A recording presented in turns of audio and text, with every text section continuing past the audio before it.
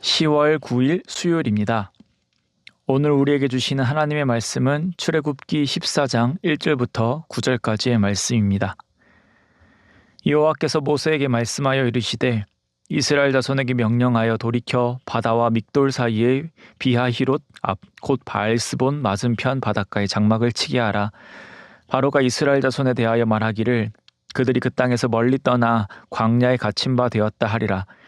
내가 바로의 마음을 완악하게 한즉 바로가 그들의 뒤를 따르리니 내가 그와 그의 온 군대로 말미암아 영광을 얻어 애굽 사람들이 나를 여호와인 줄 알게 하리라 하시매 무리가 그대로 행하니라. 그 백성이 도망한 사실이 애굽 왕에게 알려짐에 바로와 그의 신하들이 그 백성에 대하여 마음이 변하여 이르되 우리가 어찌 이같이 하여 이스라엘을 우리를 섬김에서 놓아 보내었는가 하고 바로가 곧 그의 병거를 갖추고 그의 백성을 데리고 갈새 선발된 병거 600대와 애굽의 모든 병거를 동원하니 지휘관들이 다 거느렸더라. 여호와께서 애굽 왕 바로의 마음을 완악하게 하셨으므로 그가 이스라엘 자손의 뒤를 따르니 이스라엘 자손이 담대히 나갔음이라. 애굽 사람들과 바로의 말들 병거들과 그 마병과 그 군대가 그들의 뒤를 따라 바알스본 맞은편 비하히롯 곁 해변 그들이 장막 친 데에 미치니라. 아멘. 하나님께서 놀라운 일을 보여주셨습니다. 평생 노예로 살 것이고 그들의 후손도 특별히 달라질 것 없는 노예의 삶을 살 것입니다. 그런 하나님께서 이스라엘을 기억하셨고 그들과 하신 약속을 지키시기 위해 애굽으로부터 이스라엘을 해방시켜 주십니다. 해방시켜 주시는 과정 속에서 이스라엘은 놀라운 일을 목격했습니다. 그리고 그것은 이스라엘뿐만 아니라 바로와 애굽인들 모두가 목격하였습니다. 이스라엘, 애굽 모두가 하나님의 전능함을 경험하였고 온 세계의 진정한 주인이 누구인지를 이들은 분명히 알았습니다.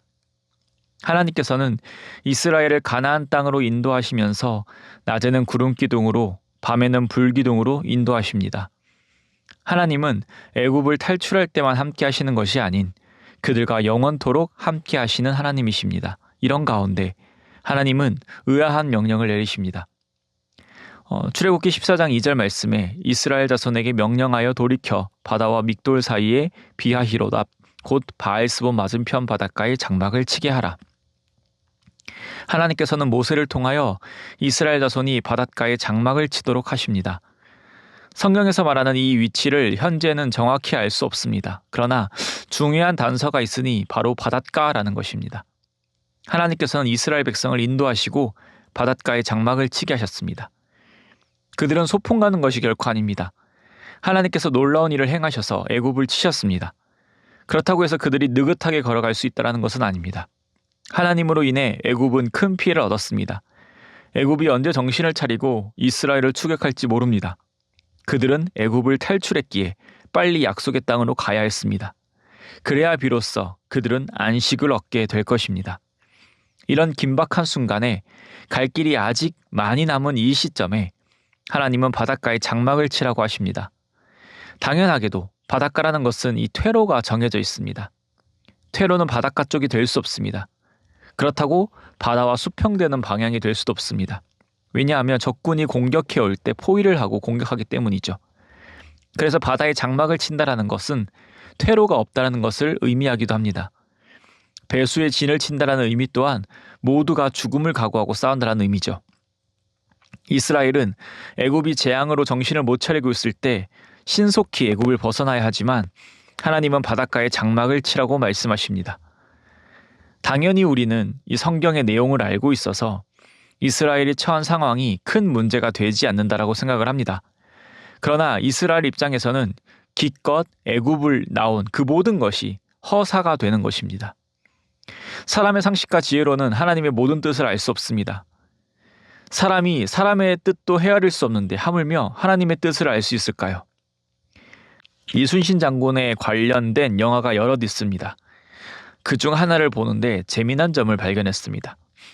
일본군과 싸움이 벌어지기 직전 이순신의 부관은 계속해서 안절부절합니다. 지금 싸야 합니까? 지금 싸워야 하는 것 아닙니까? 어쩌시려고 그럽니까? 라고 이순신에게 계속 질문합니다. 그런데 이순신은 묵묵부답입니다. 그런데 여유와 자신감이 있습니다.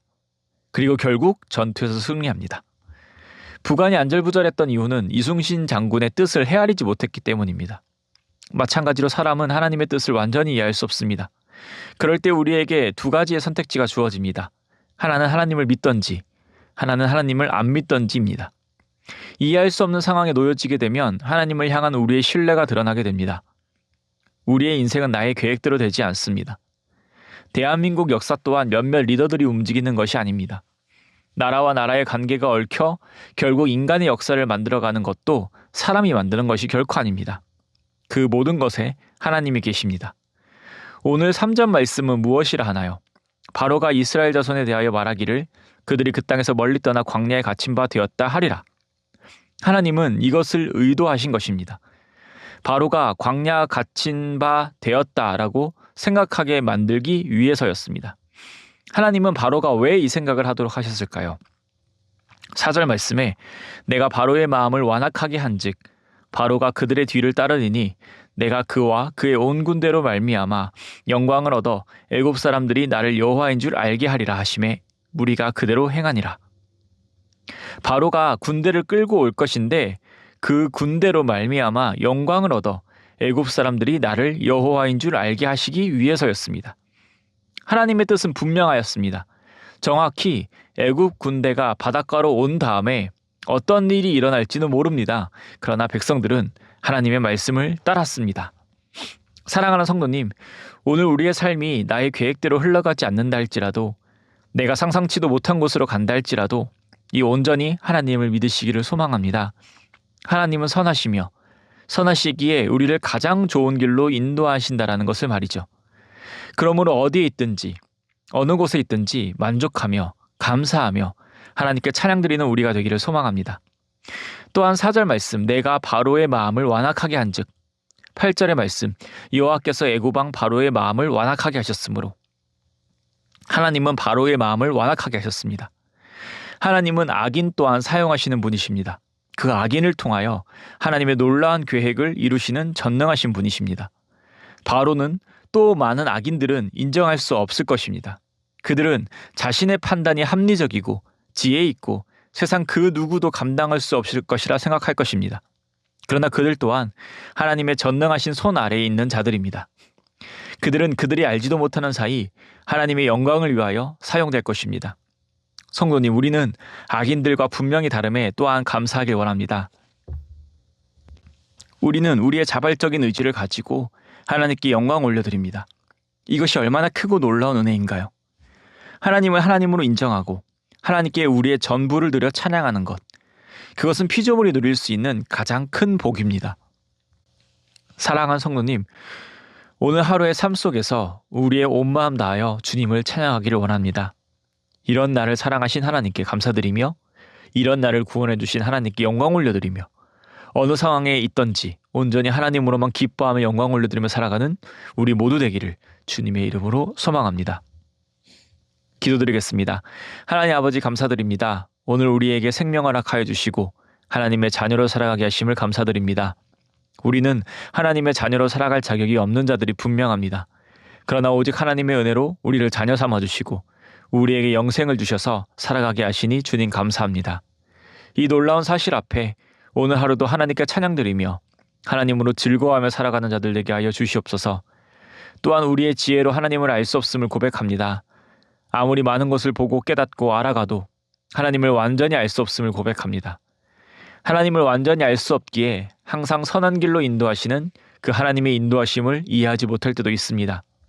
주님 이해할 수 있는 지혜 주시고 혹여나 이해하지 못한다 할지라도 그 모든 것을 믿음으로 수납하게 하셔서 하나님께만 순종하며 하나님의 순정한 백성으로 살아가도록 은혜 허락하여 주시옵소서. 오늘 하루도 이 모든 삶을 통하여 주님 영광받아 주실 줄 믿사오며 이 모든 말씀 우리를 권하신 살아계신 예수 그리스도의 이름으로 기도드립니다. 아멘. 오늘 함께 나눈 말씀을 가지고서 기도하시고 또 주간 기도 제목에 따라서 전도와 선교를 위해 함께 기도드리겠습니다. 우리 신부산교회가 부산 지역에 죽어가는 영혼을 살리는 교회 되도록 영혼을 품고 기도하며 전도하는 교회 되도록 기도해 주시기 바랍니다. 우리 교회가 후원하는 우리 선교사님들을 위하여서 금주는 캄보디아에서 선교하시는 권창현 선소희 선교사님의 가정을 위하여 함께 기도드리겠습니다. 10월 20일 주일 새생명 축제 때 복음 설교를 준비하시는 담임 목사님과 주일 예배 순서자들을 성령으로 충만하게 하시고 기쁜 마음으로 잘 준비하게 하셔서 함께 예배드리면서 하나님의 사랑과 복음의 능력을 경험하는 귀한 시간 되게 해달라고 우리 함께 기도하길 원합니다. 또 10월 12일에 있을 어린이 마당 다주리를 통해서 많은 아이들이 복음을 접하게 하시고 당일의 환경과 준비하는 모든 분들에게 은혜가 넘치는 시간 되게 해달라고 기도하길 원합니다. 우리 서원 목회자를 위한 말씀 사경회가 진행 중에 있습니다. 목사님께서 말씀 선포하실 때 오직 하나님의 말씀을 전하게 하시고 우리 선포되는 그 말씀을 통하여 참여하신 모든 분들의 마음이 위로받고 격려받고 도전받는 시간 되게 해달라고 우리 함께 기도하길 원합니다. 모든 일정 마치고 돌아오는 발걸음을 지켜달라고 우리 함께 기도하길 원합니다. 우리 합심 제목과 개인 제목으로 함께 기도드리겠습니다.